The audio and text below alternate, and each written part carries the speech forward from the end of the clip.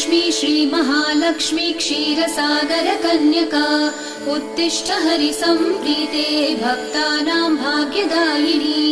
श्रीलक्ष्मी श्रीमहालक्ष्मी क्षीरसागरकन्यका उत्तिष्ठ हरिसम्प्रीते भक्तानां भाग्यदायिनी। उत्तिष्ठोत्तिष्ठ श्रीलक्ष्मी विष्णुवक्षस्थलालये उत्तिष्ठ करुणापूर्णे लोकानां शुभदायिनी।